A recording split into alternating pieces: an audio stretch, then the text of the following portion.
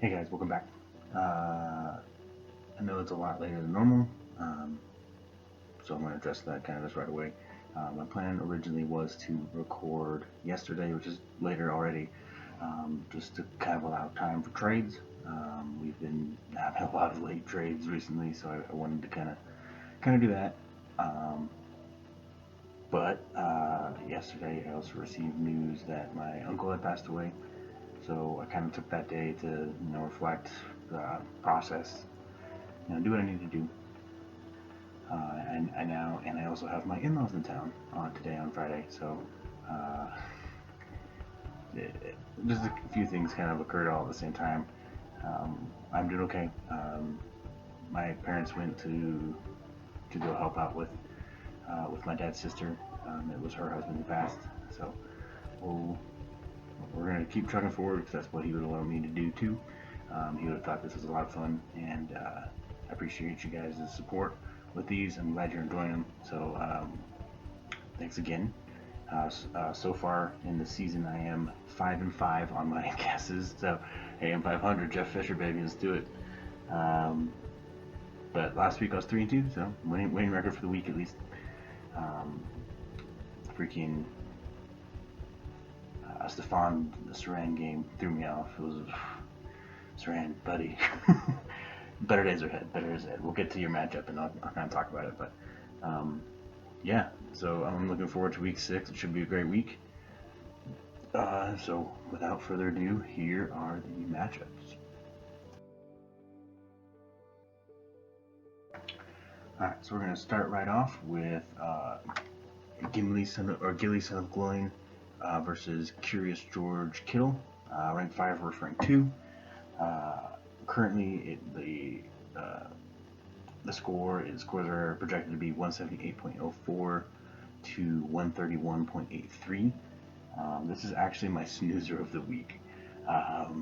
Yes, it is my matchup. Yes, it's Brock. Yes, it's kind of high-ranking teams, but I'm also facing Brock on his bye-week hell, so it's not really a good matchup overall. Like, there's not a lot there, which is unfortunate because I'd like to face his team full strength, and I'm sure I will later in the season. But this week, it's a little depleted, little rough on Brock's side. Key matchup I'm looking at though is Adam Thielen versus Cooper Kupp. If Brock's gonna have any chance, it's gonna have to be Cooper Kupp scoring a lot, which he can do. He has all that in the world. Adam Thielen is the number 1 wide receiver in the season right now, so I expect him to do just fine against Atlanta. But I digress. Sleepers on the week, I got Jonathan Taylor on my side and Adrian Peterson on Brock's. Jonathan Taylor hasn't been the world beater that I was kind of hoping for, but he's been solid. He's a good RB2, nothing crazy. Adrian Peterson, I mean, he's kind of the head guy in Detroit. They have to give him the ball at some point, and does he fall in the end zone a couple times? Possible. We'll see. But yeah, Brock's bye week will probably cost him the victory this week. So I'm going to pick myself to win. But this was the snoozer of the week, and like I said, I wish it was full strength, but it's not. So we just kind of have to deal with it. Brock has to deal with it. He's very sad, probably. Alright, next up, I'm going to do number 1, Rolling with Mahomes versus number 3, Diggs Family Robinson. This is going to be my game of the week. It's close. I think there's a pretty hard upset alert going on, as Chris is at 171.11 and Sean is at 163.16. So I think I think there's some room for growth on this one. On Sean's side, key matchup, it has to go to the quarterback position. It's Patrick Mahomes versus Josh Allen. Those guys are both playing well. Sean, or Chris, obviously has basically the entire Chiefs roster on his fantasy team, which is fine. I mean, they're obviously scoring points. The Lev Bell situation puts some some worry in the future for CH, but this game he should be okay. But I'll kind of talk about that more when I talk about Josh Allen. I think he's playing really well, and I think that Bills team got embarrassed by the Titans, and I think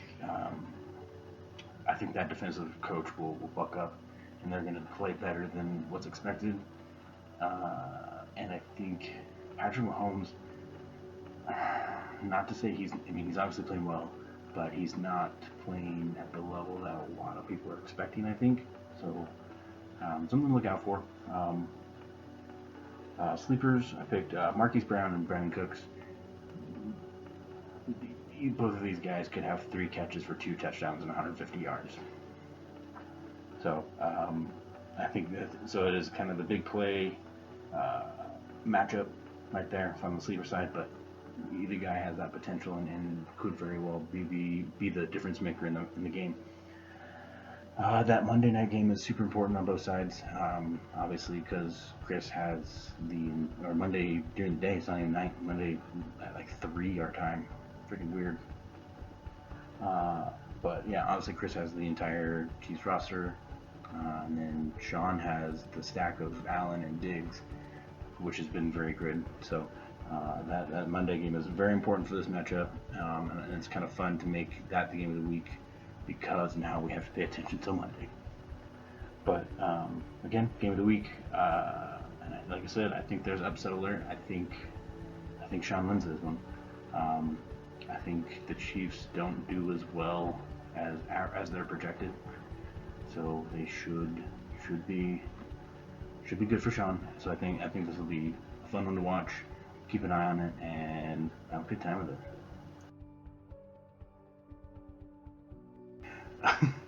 I guess it's a matchup we technically have to talk about, but number 10 Taco versus Flutie and the Blowfish. Taco is projected at 99.42, and Rachel is projected at 170.07. Yeah. The key here is for Taco to set his lineup. I think he still has like 2 or 3 people that aren't playing this week, and a couple players that just don't. He actually has better options on his bench. It's a wild little roster. And then for Rachel, don't overthink it. Just start your guys. Do what you need to do. You have the potential of being that largest margin of victory this week for sure. And you could beat out Howell's 130. So just try to get them points. Try to get that back, girl. Sleepers on this one for Taco's team. I just picked actually paying attention because I don't think it'll happen. So that's why I've made a sleeper. Man, I'm sorry, Taco, if you're watching this. Sorry, but come on, bro. But on Rachel's team, I actually picked a player as Jamison Crowder.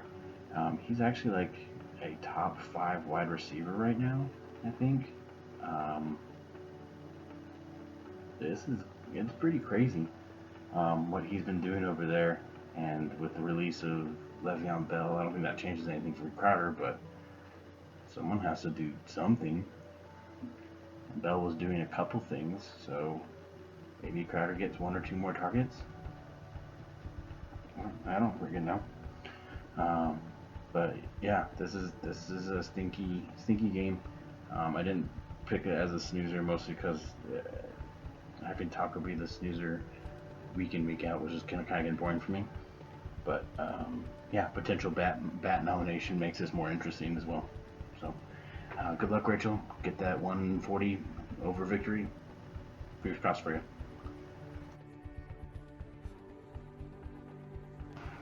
Next matchup I'm going to talk about is going to be number 4 Armed Rodgery versus number 7 Can't Get Right. Liv is currently at 154.46. Stefano's at 118.86, but he also doesn't have a kicker in right now. So hopefully he gets that situated, and we'll see what happens there. Key matchup, I just wanted to highlight the quarterback position, mostly because I looked at the rest of the roster and sorry, Jose, but you are hurting, my dude. Or not, Jose. It's the next matchup. Sorry, Savon, you're hurting, my dude. You got some issues on that roster, but keep making those free agent moves. Try to find some people on the waiver wire. You'll build up. If you pay attention. But the quarterback matchup of Aaron Rodgers versus Lamar Miller is really nice, really good. Liv now has that stack going on with Rodgers and Adams after our trade. I think it's interesting. I think it's a fun one to watch. Sleepers are actually legit sleepers, which are pretty fun for me. Damien Harris, New England running back. With Cam coming back, it's hard to say what they're going to do, but Harris had 100 yards rushing. Sony's still out, I'm pretty sure, so I think it's a pretty solid matchup for him, for that team, and I think are they playing the Broncos? Yeah, fucking wrong, who cares? And then I picked Devontae Freeman for Stephon. That Giants team is just hot garbage. Like that both teams in New York are just so bad. I don't know what to do. But Devontae Freeman is surprising everybody. He's playing a lot better than I think most people were expecting. I think it will be fun to watch what they do, what the Giants team does kind of moving forward, especially in that just shit division that they're in. Just fucking ugh. So I hope they continue to lose for my wife's sake to try to get Trevor Lawrence, but we'll see what happens. I'm going to pick Liv to win. Getting a kicker, puts 10 points on it. Still a 30-point margin. Hard to overcome. But we'll see. Anything's possible. It's fantasy football.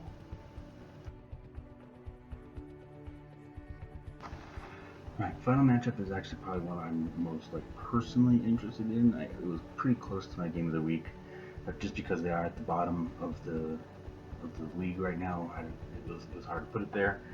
I know I did it last week, but there was just nothing else going on last week, I felt like. Number 8 Cooper Troopers versus number 9 Embrace the Suck. We're at 142.54 versus 146.24.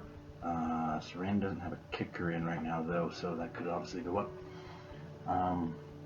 These are two really... I was looking at the rosters a little bit more today, and these are two teams that I think are getting some disrespect by projections and just with their overall record. I think both of these teams are a lot stronger than what everyone else and even the owners might feel. I think there's some really good pieces that moving forward makes these teams kind of scary in the long run. So keep an eye on them. Keep doing what you're doing, guys. Key matchup: Amari Cooper versus Mike Evans. Those wide receivers positions need to do something. That Tampa Bay flux of injuries has just been weird.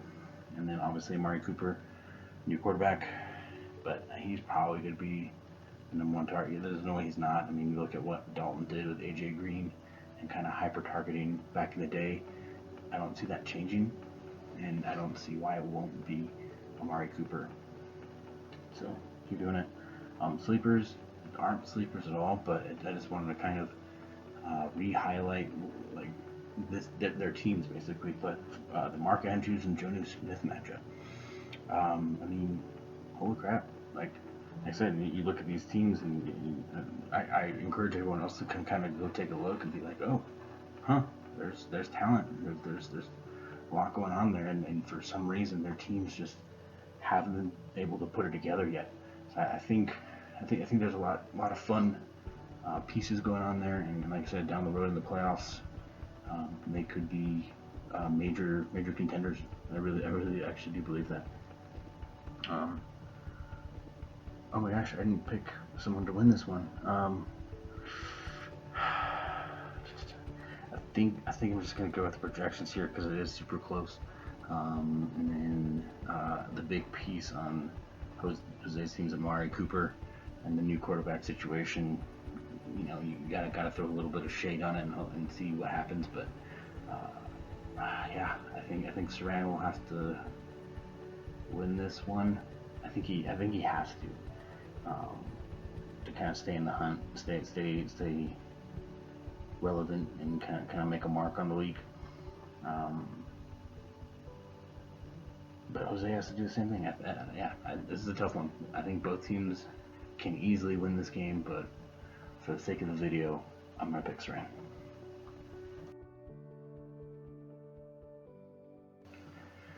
And those are the Week 6 matchups. I'm not going to do as much. Obviously, you noticed I didn't do as much editing in this video. Obviously, it's just tedious. It takes a long time. And I really just kind of wanted to make sure this video got out there. Either quicker, since it is a little delayed. I'll probably get back to the editing next week. But yeah, with everything going on, I just wanted to throw it together, get all the matchups talked about, and get you guys that information that you guys seem to enjoy. Thanks again for watching the videos. It's been fun to do these and kind of have a more active role in the league and have something else that's not just the trading and talking in the text. But yeah, I think this is great. Keep an eye on. Oh, there's no Corona news, I don't think. I mean, we had the false reports from the Colts, so maybe keep an eye there. Falcons, I heard, had a little hiccup, but they reopened and they're fine. So as of right now, I don't think there's anything changing this week as of Friday night. But obviously Saturday can change things too. I think we saw that with the Broncos Patriots game. That Saturday just gone. So yeah, we don't have much news to really talk about. I guess Bell to the Chiefs is the only thing. What a weird move, dude. I mean, I think there's part of me that believes Leveon Bell was half faking it in the Jets. He's like, oh, I just came here to get paid, and then I'm going to get cut, and I'm going to go somewhere to win a championship. Yeah, and he went to a super talented Chiefs team that can easily repeat, and I think he will cut into CH's role, because he's a bigger guy. He's a veteran, well known around the league, and I mean, Andy Reid made LaShawn McCoy relevant for a little while, so why not Le'Veon Bell, who is a much more talented running back than LaShawn McCoy ever was. I don't know. Crazy football season, obviously. Keep your head on swivel. Look out for more news. Share in the texts. Leave a like on the video. That's about it. Again, thanks for all the support. Thanks for watching the videos, and thanks for being around. Appreciate you guys. Bye bye.